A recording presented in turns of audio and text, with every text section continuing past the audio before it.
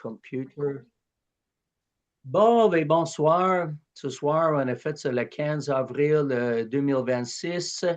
Vous êtes en train de regarder une session avec la communauté Jubilé qui est située à fin de compte à la ville de Québec et jusqu'en dehors à Saint-Augustin.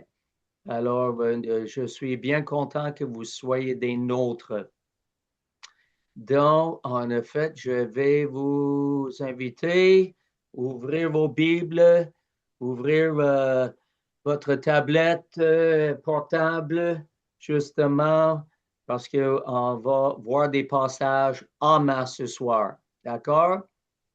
Vous êtes bien au courant, en effet, qu'il y a un groupe, et pas juste un groupe, plus qu'un groupe, en effet, de personnes qui nient la divinité, la Trinité, la divinité de Dieu le Père, la divinité de Dieu le Fils et la divinité du Saint-Esprit. Alors, un de ces groupes-là, c'est des soi-disant témoins de Jéhovah et que j'aimerais en effet vous montrer très clairement par la parole de Dieu, en effet, que c'est vraiment faux. Je dis souvent à ces gens-là qu'il y a une trinité parce qu'il y a trois personnes, mais un seul Dieu. Et c'est la même idée, en effet, comme lorsqu'il y a un couple, mais deux personnes, le mari, l'époux et l'épouse, n'est-ce pas? Sauf que pour Dieu, il y a trois personnes, un seul Dieu. D'accord? Alors, des bonnes façons de prouver que la Trinité est biblique est de voir que chaque personne de la Sainte Trinité, chaque personne a des mêmes attributs. Et ce sont des attributs de Dieu. Donc, c'est comme j'ai une colonne ici, attributs, et je vais les nommer. Ensuite, on va regarder les versets bibliques pour Dieu le Père. Ensuite, Dieu le Fils. Ensuite, Dieu le Saint-Esprit. D'accord? Je vais nommer les attributs et j'aimerais bien que vous les notiez. C'est très important de les noter, de vous en souvenir afin que vous puissiez les expliquer aux gens qui nient la Trinité et la divinité du Père, Fils et Saint-Esprit. Alors, les attributs sont les suivants: omniprésent, omniscient, omnipotent. Omni, c'est un mot grec qui veut dire tout. Donc, tout présent, tout scient, ça veut dire la science, la connaissance, et tout potent, la puissance. Donc, chaque personne de la Trinité est omniprésent, ça veut dire présent en tout lieu, en tout temps. Omniscient, chaque personne de la Trinité connaît tout. Et omnipotent, ça veut dire chaque personne de la Trinité est tout puissant. OK? Donc, ça, c'est les trois premiers attributs. Et nous allons regarder les versets dans la parole de Dieu pour prouver ces choses-là. Les autres attributs: vérité, éternel, sainteté, bienveillant et le dernier, communion. D'accord? Alors, nous allons ouvrir nos Bibles ou regarder sur les tablettes et portables. Le premier verset, c'est Jérémie, chapitre 23, c'est dans l'Ancien Testament, et le verset 24. Ça va? Vous me suivez? Oui. OK? Ça va. Excellent. OK? Jérémie, chapitre 23 et le verset 24. Ça, c'est dans le livre du prophète Jérémie qui a reçu une révélation, c'est ça, des révélations de la part de Dieu. Verset 24. Quelqu'un se tiendra-t-il dans un lieu caché, sans que je le voie, dit l'Éternel? Ne remplis-je pas, moi, les cieux et la terre, dit l'Éternel? OK? Alors, omniprésent, ça veut dire présent en tout lieu, en tout temps. Dieu a posé la question, ne remplis-je pas, moi, les cieux et la terre, dit l'Éternel? Puis la réponse, c'est Oui. oui, en tout temps, n'est-ce pas? Alléluia. Ça, c'est l'Éternel, Dieu le Père. Matthieu chapitre 18 et le verset 20.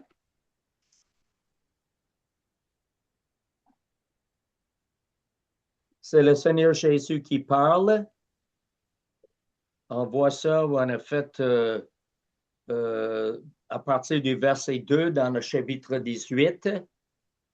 Il continue dans le verset 15, si ton frère a péché, puis ainsi de suite.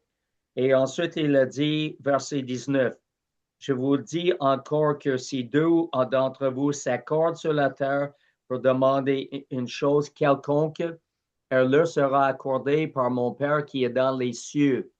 Car, le mot car veut dire il va donner une explication. Car là où deux ou trois sont assemblés en mon nom, je suis au milieu d'eux. D'accord? Alors ça, c'est des groupes de deux ou trois ou plus qui sont assemblés en son nom, dans le nom de Jésus, partout dans le monde entier. Jésus dit, je suis au milieu d'eux. Alléluia. Alors, Jésus est aussi omniprésent. Psaume 139. Maintenant, nous allons parler du Saint-Esprit.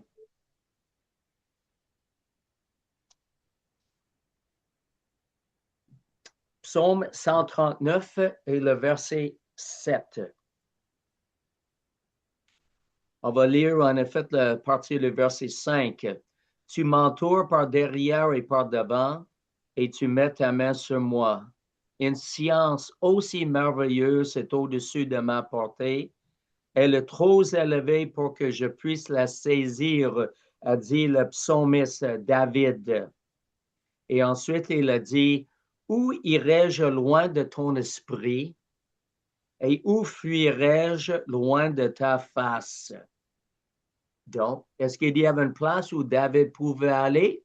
C'est ça, pour s'enfuir, pour se cacher, en effet, de la présence du Saint-Esprit?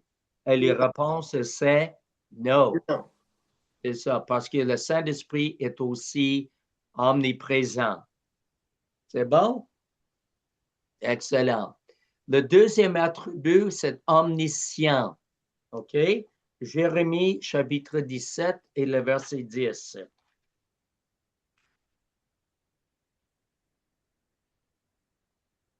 Et c'est dommage, en effet, de voir comment est-ce que les sectes religieuses attendent les Écritures pour leur propre ruine.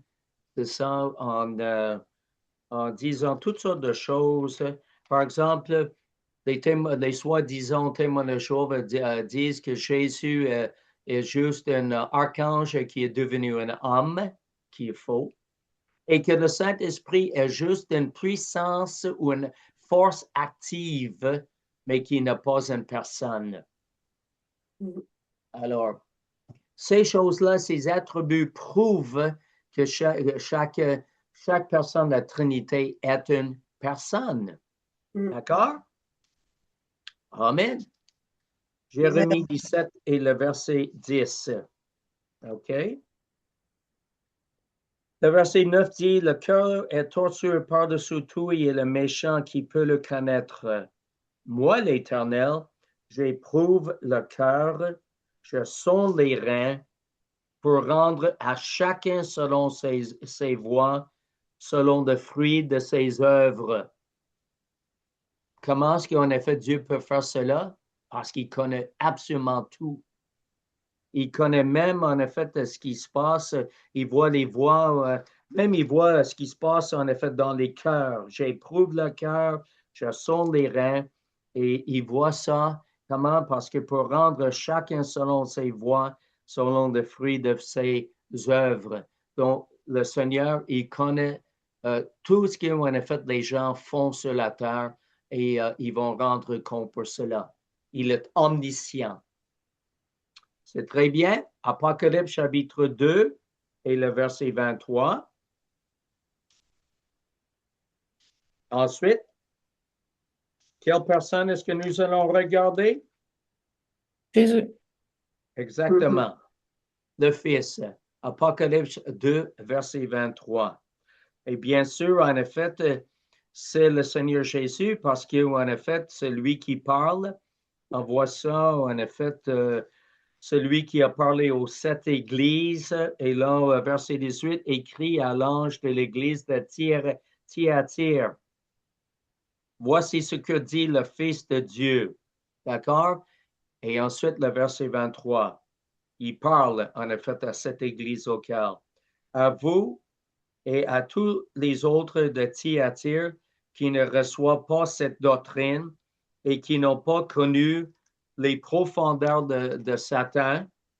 Oh, excusez, c'est le verset 23. Je frapperai de mort ses enfants. Il parle de ceux qui vont embarquer avec Jézabel, verset 20. OK? Ce que j'ai contre toi, c'est que tu laisses la femme de Jézabel qui se dit prophétesse enseigner ces dieux, mes serviteurs, pour qu'ils se livrent à la débauche et qu'ils mangent des viandes sacrifiées aux idoles. OK, verset 23. Je frapperai de mort ces enfants, ceux qui ont embarqué en effet dans le lit avec Jézabel, n'est-ce pas? Et ensuite, il dit, et toutes les églises connaîtront que je suis celui qui sonde les reins et les cœurs. Je rendrai à chacun de vous selon ses œuvres. Comment est-ce qu'il est capable de faire ça? Parce qu'il est omniscient et il connaît absolument tout, n'est-ce pas? C'est bon? 1 Corinthiens chapitre 2 et le verset 11. Et si vous avez, vous voulez, je peux vous-même vous envoyer le document Excel que j'ai fait justement pour donner, savoir ces versets-là. D'accord? Ou vous allez simplement écouter le message encore de niveau. Alors, c'est ça, moi je les mets normalement les messages sur une de mes chaînes sur YouTube qui est Signe et avec un S et Prodige, mais aucun espace entre les deux. Signe et Prodige. D'accord? 1 Corinthiens chapitre 2, verset 11. Lesquels des hommes, en effet, connaissent les choses de l'homme si ce n'est l'esprit de l'homme qui est en lui? De même, personne ne connaît les choses de Dieu si ce n'est l'esprit de Dieu. Donc, l'esprit de Dieu est omniscient, n'est-ce pas? Et en effet, il veut révéler les choses, justement, en effet, aux croyants. Il connaît tout. Dieu le Saint-Esprit. C'est bon? Le prochain, c'est quel? Omniprésent, omniscient, Puissant. Potent. potent, omnipotent, omnipuissant, exactement. Premier Pierre, premier chapitre, et le verset 5. Alors, j'espère que ça va être en effet une étude bon pour vous. C'est une étude de sujet concernant la Trinité et les attributs de Dieu. Premier Pierre, premier chapitre, verset 5. À vous qui, par la puissance de Dieu, êtes gardés par la foi pour le salut prêt à être révélé dans les derniers temps. Il parle de la puissance de Dieu. D'accord? Apocalypse, chapitre 15, on reste toujours avec le Père. Parce que lorsqu'il parle de la puissance de Dieu, il y a plus qu'un verset qui parle de cela. Apocalypse, chapitre 15 et le verset 3. Il chantait le cantique de Moïse, le serviteur de Dieu, et le cantique de l'agneau en disant, tes œuvres sont grandes et admirables, Seigneur Dieu Tout-Puissant. D'accord? Alors, Est-ce qu'il parle en effet du Fils ou est-ce qu'il parle en effet du Père? C'est parce qu'en effet, il parle de la cantique de l'agneau. C'est ça. Mais ce qui est important ici, tes œuvres sont grandes et admirables, Seigneur Dieu Tout-Puissant. Ça. Alors, moi, je crois en effet, c'est un cantique à l'agneau, mais il y a en effet, bien sûr, des gens dans une secte religieuse vont dire c'est simplement en effet Jéhovah. Et pourtant, en effet, il parle de l'agneau, n'est-ce pas? OK? Apocalypse chapitre 19, et vous allez faire votre propre étude et terminer en effet votre conviction en ce qui concerne ce verset-là. Et chapitre Apocalypse 19 et le verset 6. Et j'entendis comme la voix d'une foule nombreuse, comme un bruit de grosse eau, et comme un bruit de coup de tonnerre, coup de tonnerre. Disons Alléluia, car le Seigneur notre Dieu Tout-Puissant est entré dans son règne. N'est-ce pas? Alors, est-ce qu'il s'agit du Père ou est-ce qu'il s'agit du Fils? Ce qui est important, c'est que le Seigneur, notre Dieu, est tout-puissant. D'accord? Et que on voit aussi dans le verset 4, les 24 vieillards et les 4 êtres vivants se prosternèrent et adoraient Dieu assis sur le trône en disant Amen, Alléluia. Alors, vous allez déterminer, en effet, si c'est le Père et le Fils, moi je crois en effet que c'est vraiment Dieu le Père, Jéhovah, Yahweh. C'est bon? C'est le Seigneur Tout-Puissant. Ça va? OK. Donc, 2 Corinthiens chapitre 12 et le verset 9.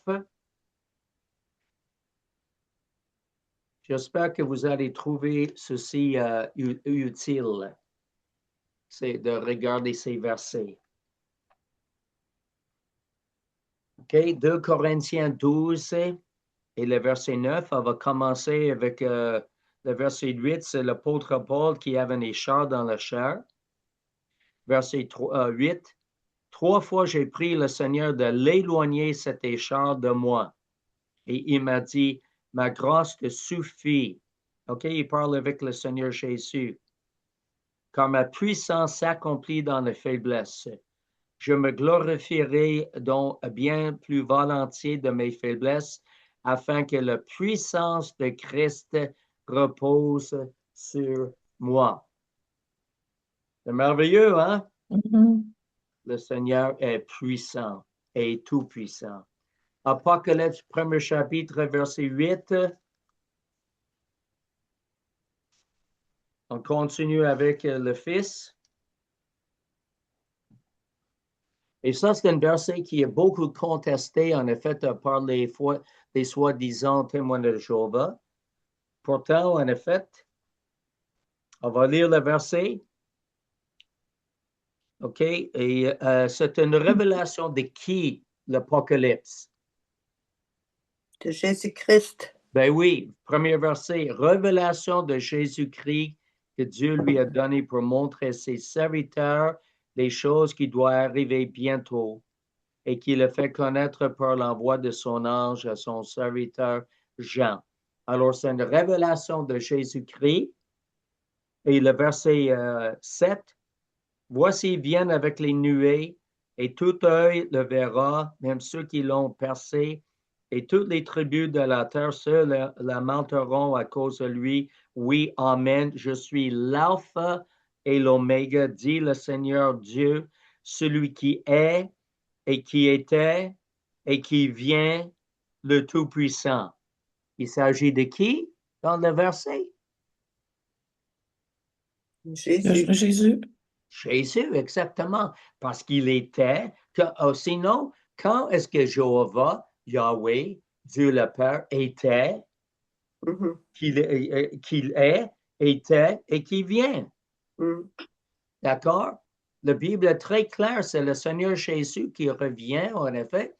D'abord chercher son Église, mais il revient en puissance à la fin de la tribulation qu'on voit dans le livre de l'Apocalypse pour justement punir en effet les adversaires et pour établir son royaume de 1000 ans sur la terre lorsque lui va régner. Alors, il est, selon ce verset ici, celui qui est, qu'il était et qui vient, le Tout-Puissant. Donc, Jésus est Tout-Puissant. Alléluia.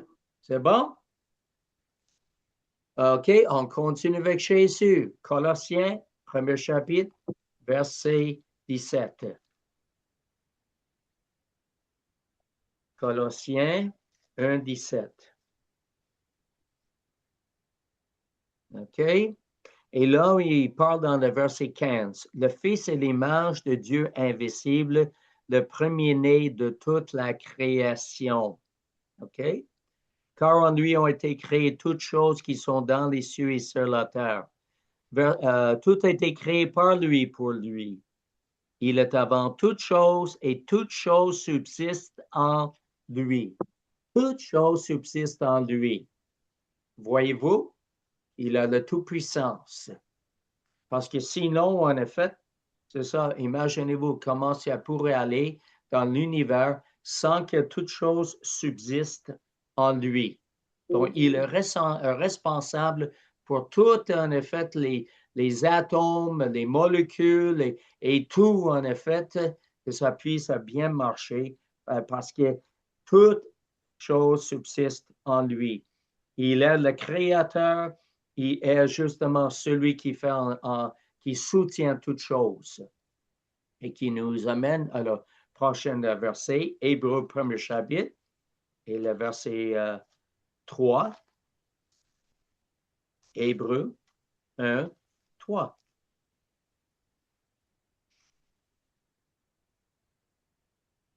OK.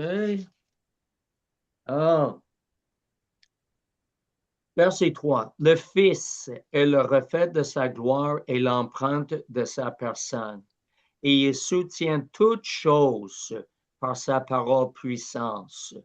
Il, Jésus, soutient toutes choses par sa parole puissance.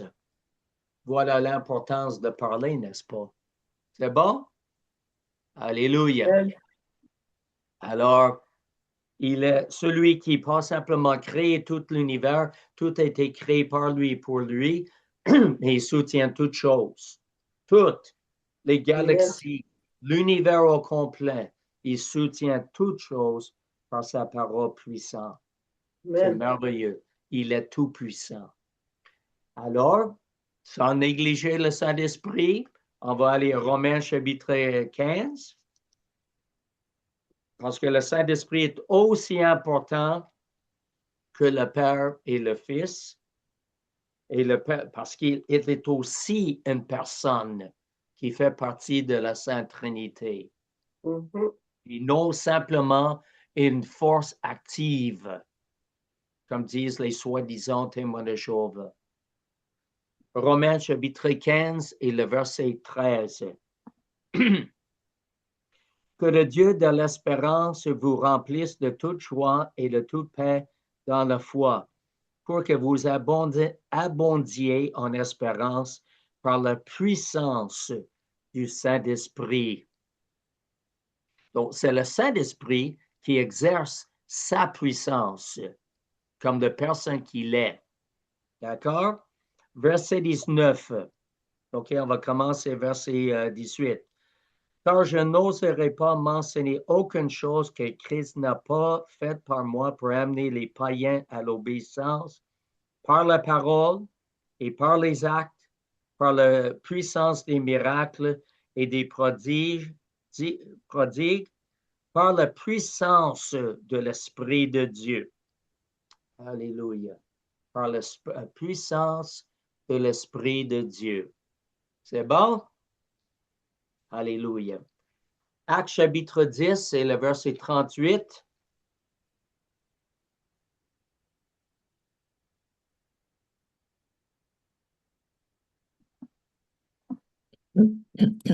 J'espère que c'est un verset que vous le connaissez bien. OK? verset Acte 10, 38. Vous savez comment Dieu a oint du Saint-Esprit et de force Jésus de Nazareth, qui allait de Dieu en Dieu, faisant du bien et guérissant tous ceux qui étaient sous l'emprise du diable, car Dieu était avec lui. D'accord? Alors, on parle ici que Jésus, en effet, Dieu a oint du Saint-Esprit de force Jésus de Nazareth. Il y a deux choses, deux considérations dans ce verset ici. Il parle de la personne du Saint-Esprit. Ensuite, il parle de la puissance, n'est-ce pas? OK? C'est pas, il a dit, il a simplement oint du Saint-Esprit et que donc le Saint-Esprit, dans l'idée, en a fait des soi-disant témoins de Jéhovah qui disent, oh, mais lorsque je vois Saint-Esprit, je vois force active. Alors, il faudrait donc lire le verset selon eux autres. Dieu a oint de la force active et de force Jésus de Nazareth. Est-ce que vous voyez la niaiserie avec ça? C'est vraiment pas, c'est constant dans l'idée de penser cela. Il parlait Dieu loin de la personne du Saint-Esprit et de force Jésus de Nazareth. Donc le Saint-Esprit, il était loin, Jésus, mais c'est ça aussi, il avait la force, la puissance pour agir, qui agissait dans sa vie et à travers de sa vie. Alléluia. Est-ce que ça va? Des questions? Non. Voilà. Alors maintenant, vérité. Jean chapitre 7, verset 28. Jean 7, 28.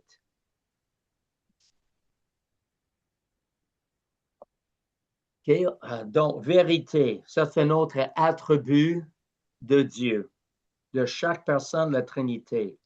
Et Jésus, enseignant dans le temple, s'écria, « Vous me connaissez et vous savez d'où je suis. Je ne suis pas venu de moi-même, mais celui qui m'a envoyé est vrai. Et vous ne le connaissez pas. » C'est le Père qui a envoyé Jésus et cette personne est absolument vraie, véritable, la vérité. C'est bon? Apocalypse chapitre 3 et le verset 7.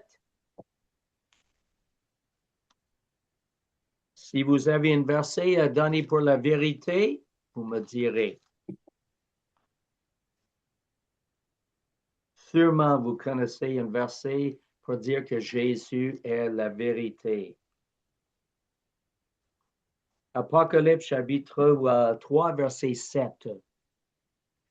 C'est Jésus qui parle à son Église maintenant de Philadelphie. Voici ce que dit le Saint, le véritable, celui qui a la clé de David, celui qui ouvre et personne ne fermera, celui qui ferme et personne n'ouvrira. C'est merveilleux ça. Il est le véritable. Vérité, n'est-ce pas? Bien. C'est bon? Alors, c'est quoi notre verset pour vérité? Je suis le chemin, la vérité et la vie. Exactement. Nous ne vient trop peur que par moi. Dans Jean, chapitre 14 et le verset 6, il est la vérité absolue, Jésus. Autant que le Père et le Fils et le Saint-Esprit, 1 Jean, chapitre 5 et le verset 6.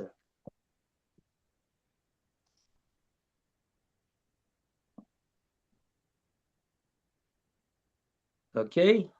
C'est lui, Jésus-Christ, qui est venu avec de l'eau et du sang, non avec l'eau seulement, mais avec l'eau et avec le sang. Et c'est l'Esprit qui rend témoignage parce que l'Esprit est la vérité. Oui, hein? On dit souvent, en effet, c'est Jésus, je suis le chemin, la vérité et la vie. Mais l'Esprit est la vérité aussi. Alléluia. C'est bon? Le prochain attribut, c'est quoi? Éternel. Psaume 90, 2.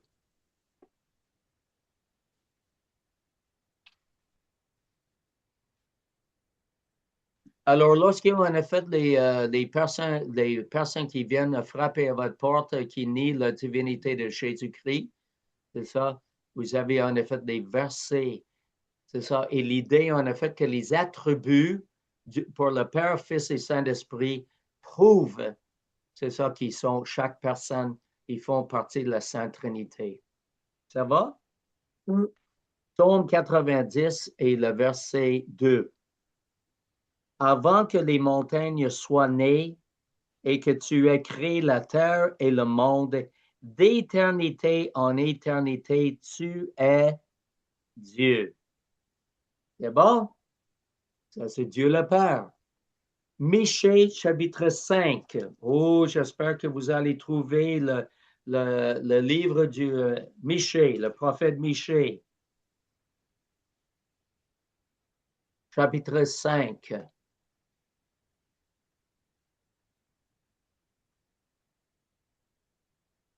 Mais nous, en français, c'est le verset 1. Et toi, Bethléem, Ephrata, petite entre les milliers de Juda, de toi sortira pour moi celui qui dominera sur Israël et dont les activités remontent aux temps anciens, au jour de l'éternité. Il parle de qui? Jésus. Exactement. La naissance, en effet, du roi, et que c'est Jésus, celui qui a le dominé sur, qui dominera sur Israël, qui a le dominé sur Israël. C'est bon? Excellent. Apocalypse, premier chapitre, et le verset 8.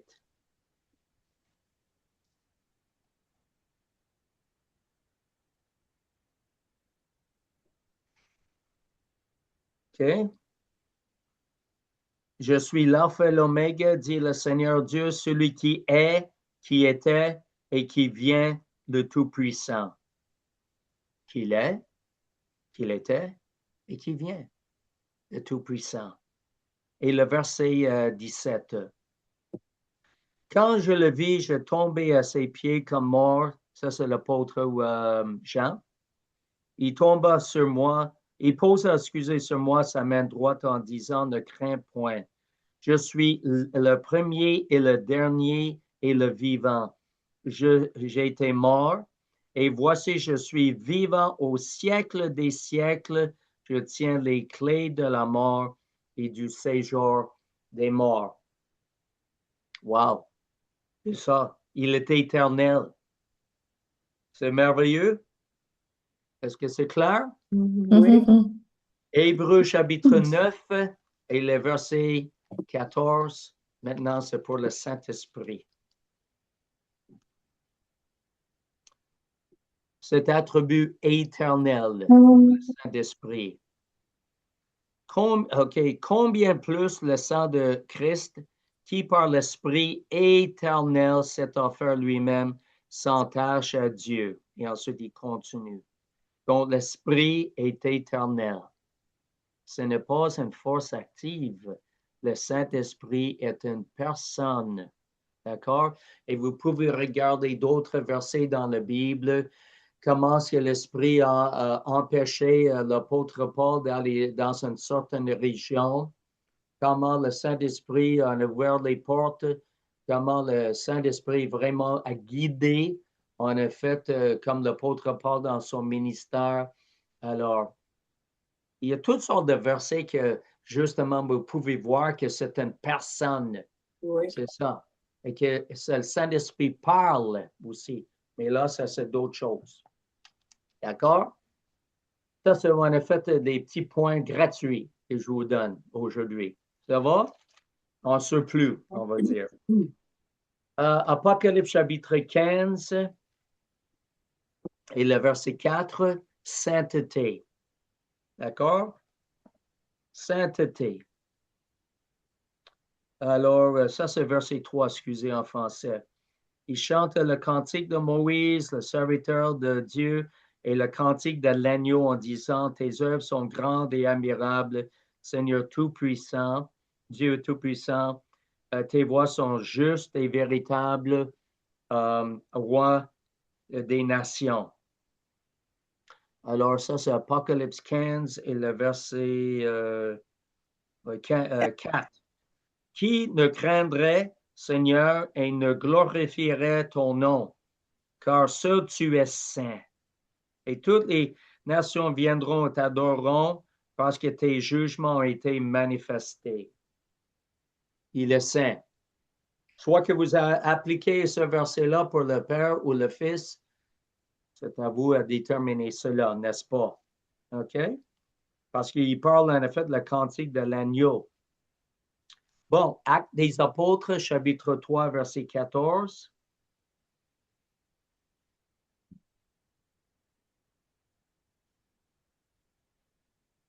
Acte 3 et le verset 14. Alors, justement, c'est Pierre qui parlait en effet aux Israélites. On voit ça dans le verset 12. Vous avez régné le saint et le juste. Vous avez demandé qu'on vous accorde la grâce d'un meurtrier.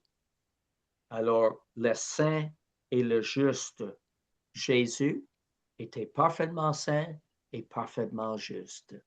Alléluia. Et celui qui nous a donné sa justice, à cause qu'en effet, lorsqu'on attend lui a payé pour nous, il est devenu coupable afin que nous puissions être justifiés et que c'est vraiment le Saint Fils de Dieu. C'est bon? Et Luc, premier chapitre, verset 15, maintenant pour le Saint-Esprit. Luc, premier chapitre et le verset 15. Ça, c'est ici, il parle en effet pour Jean. Dans le verset 13, l'ange lui dit, ne crains point, Zacharie, car ta prière a été exaucée, ta femme Élisabeth t'enfantera un fils et tu lui donneras le nom de Jean. Il sera pour toi un sujet de joie et d'allégresse et plusieurs se réjouiront de sa naissance. Verset 15. Car il sera grand devant le Seigneur, il ne boira ni vin, ni liqueur enivrante, il sera rempli de l'Esprit Saint dès le sein de sa mère. Il parle pas simplement de l'Esprit, il parle de l'Esprit Saint. D'accord? Est-ce que vous avez déjà vu que quelqu'un parle un globe? C'est ça, un globe, vous savez, le globe pour avoir la lumière dans une maison. Est-ce qu'on a déjà vu qu'un globe, on peut le considérer comme étant saint? OK? Non. Parce que c'est l'idée encore, on revient à la même chose là. Les soi-disant Saint-Esprit disent que le Saint-Esprit, les soi-disant témoins de Jéhovah, excusez, disent que le Saint-Esprit est seulement une force active. OK? Bon, alors imaginez-vous, est-ce qu'on peut dire en effet saint? C'est ça. Pourquoi appeler saint? C'est ça. Une force active n'est pas saint. C'est ça. Donc, le Saint-Esprit n'est pas une force active. Il est une personne. Il est éternellement, justement, Dieu. Et aussi un autre verset qui vient à mon esprit. N'attristez pas le Saint-Esprit. C'est un globe. Si, en effet, je chante des bêtises, en effet, à la lumière aussi, le globe. OK? C'est ça. Et autrement, je dis, je trouve que tu es beau, là. Est-ce qu'il va se mettre à pleurer? Est-ce qu'il va t'attrister? Mais jamais la vie.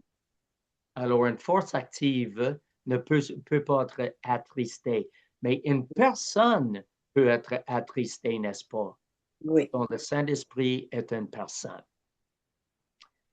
Le prochain attribut, bienveillant. Romains chapitre 2 et le verset 4.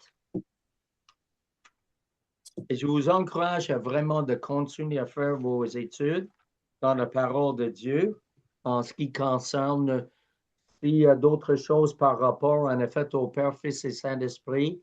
justement, qui revient dans vos cœurs, en effet, dans votre esprit, pour mieux comprendre, en effet, la Trinité. Et le fait que chaque personne est Dieu. Romains 2, 4. Ou méprises-tu les richesses de sa bonté, de sa patience et de sa longanimité, ne reconnaissant pas que la bonté de Dieu te pousse à la repentance? On parle ici de la bienveillance, la bonté de Dieu. C'est bon? Alléluia. Éphésiens chapitre 5. Vraiment, j'espère que vous êtes édifiés par cela parce que juste en faisant encore l'étude, je pense en effet, je suis vraiment édifié à voir ces choses-là. Maintenant, c'est le Seigneur Jésus, bienveillant. Éphésiens 5, 25. Marie, que chacun aime sa femme comme Christ a aimé l'Église et qu'il s'est livré lui-même pour elle, afin de la sanctifier en la purifiant, en la lavant par l'eau de la parole, pour le faire paraître devant lui cette Église glorieuse. Okay? Sans tache, sans ride, ni rien de semblable, mais sainte et irréprochable. Alors, bienveillant, le Seigneur Jésus, il s'est livré lui-même pour l'Église. Est-ce que c'est un acte de bienveillance? Bien sûr que oui. Amen. Amen. Naomi, dans l'Ancien Testament, Naomi, chapitre 9 et le verset 20.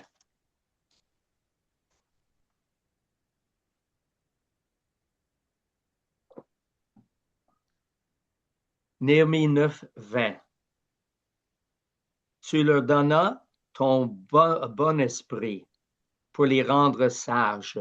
Tu ne refusas point ta main à leur bouche et tu leur fournis de l'eau pour leur soif.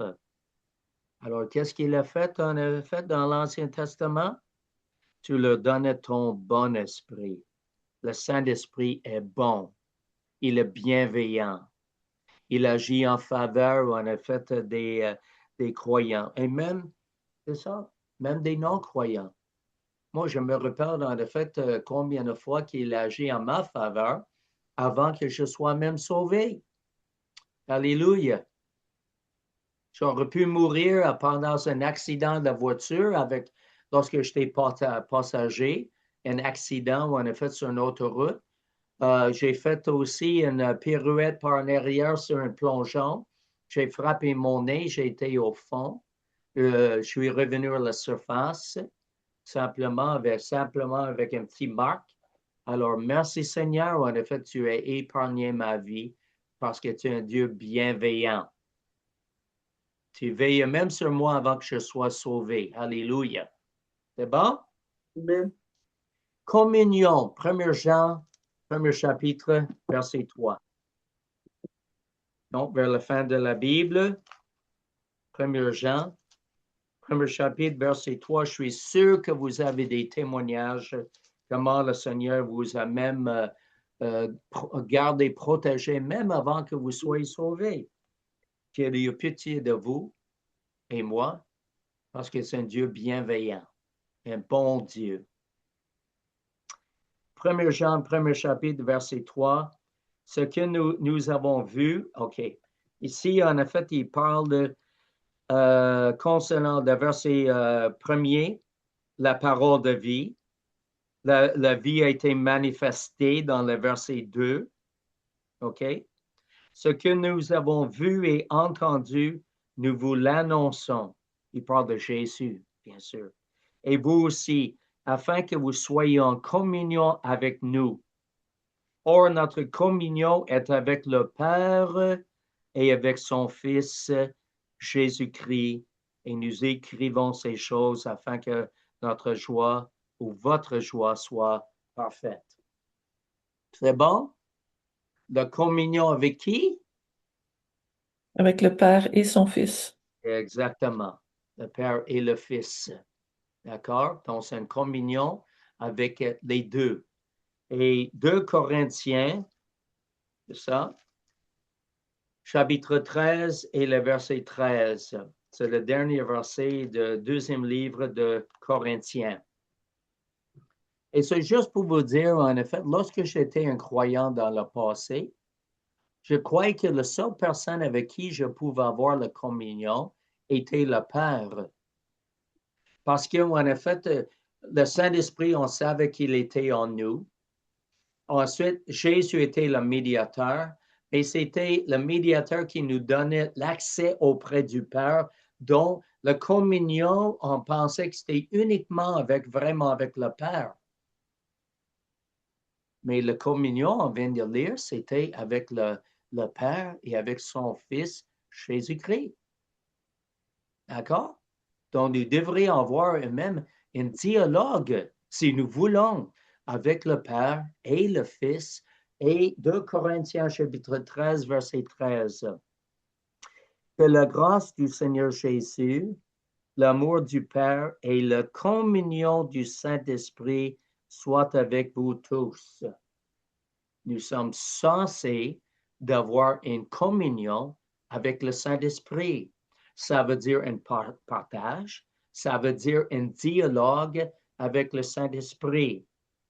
Alors moi, je suis en train de vous parler peut-être d'autres choses. Dans notre étude, la communion avec le Saint-Esprit prouve que le Saint-Esprit est vrai, fait partie de la Sainte Trinité, n'est-ce pas? Mais en même temps, je suis en train d'enseigner que nous pouvons avoir une communion, ça veut dire parler avec le Saint-Esprit. Donc, on parle avec le Saint-Esprit qui est en nous, le Seigneur Jésus et aussi Dieu le Père. Alléluia. C'est merveilleux. Alors, est-ce que vous pouvez répéter en effet les attributs de Dieu? Je vais les répéter pour vous. Ce serait une bonne chose de les écrire, sinon, je peux vous envoyer en effet le document que j'ai fait en Excel. Chaque personne de la Trinité est omniprésent, omniscient, omnipotent. Vérité éternelle, sainteté, bienveillant et communion. La communion. C'est merveilleux? Amen. Amen. Je n'ai pas encore fini. J'ai d'autres choses.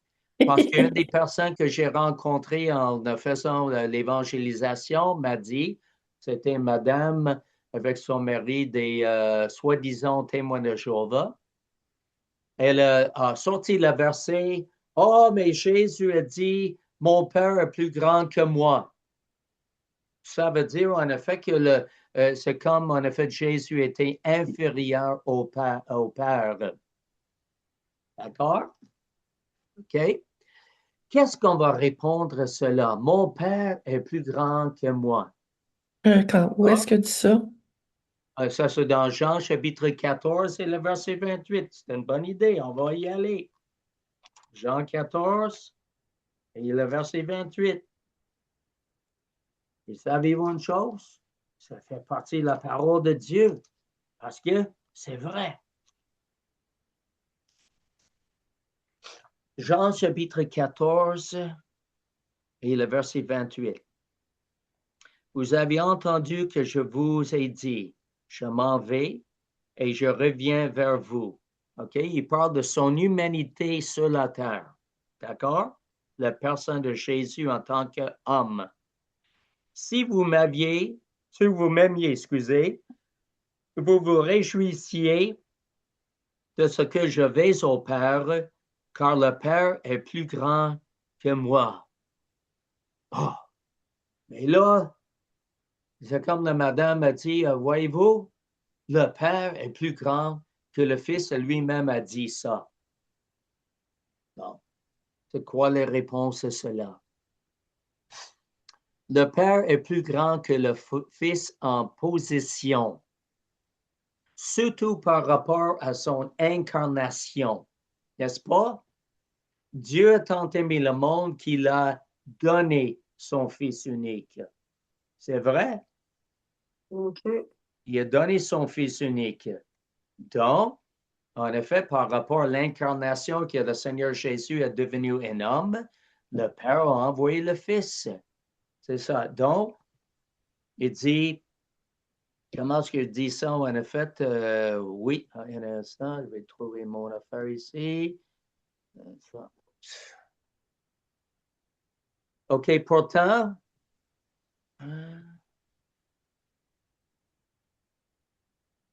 OK. OK, pourtant, en effet, le Père, il n'est pas plus grand que le Fils dans son essence ou son être, car les deux sont également Dieu. OK? On va expliquer. Donc, le Fils est venu, il est soumis, lorsqu'on le voit sur la terre, il est soumis au Père pour faire sa volonté. Le Fils ne dit pas au Père quoi faire, c'est le Père qui dit au Fils quoi faire, et le Fils l'a obéi. Pourtant, il est autant Dieu que son Père. C'est bien? Oui. OK? Donc, en effet, le Père, mon Père est plus grand que moi parce que son Père en position comme Père et lui comme Fils, surtout lorsqu'il est devenu homme, le Père était en charge. Le Père a dit en effet quoi faire. Il était guidé par le Saint-Esprit lorsqu'il était sur la terre et ensuite il a obéi parce que le Saint-Esprit a fait ce que, en effet, ben, il est celui qui dirige Jésus le Fils. Est-ce que c'est bon? Mhm. Moi, ce que je comprends que tu dis, c'est que pendant que Jésus était sur terre, Oui, pendant la période où il s'est fait homme, oui, il obéissait à son père. De cette façon-là, son père était plus grand que lui. c'est ça. Pendant qu'il a marché sur terre. C'est Et ça. même en effet, mais surtout lorsqu'il était sur la terre, mais même en effet pour quitter son trône à côté de son Père, parce qu'il était toujours Dieu le Fils, le Père a dit, je veux en effet que vous allez vous incarner, vous allez marcher sur cette terre pour être rejeté par les Juifs, crucifié par les Romains, puis rester des morts, puis retourner en effet à ta position, en effet à côté de mon trône. D'accord? Donc, il était toujours en effet égal avec le Père, aussi bien que le Saint-Esprit, mais en position, le Père était plus grand que le Fils. OK? Je vais vous donner un exemple. J'espère que vous allez aimer l'exemple, mais pas tout le monde va peut-être aimer ça. Le mari n'est pas supérieur à son épouse, mais le mari est en charge du couple selon le plan de Dieu. Et il dit justement quoi faire selon le plan de Dieu. Donc, il est plus grand en position que sa femme. D'accord? Trouvez mon document.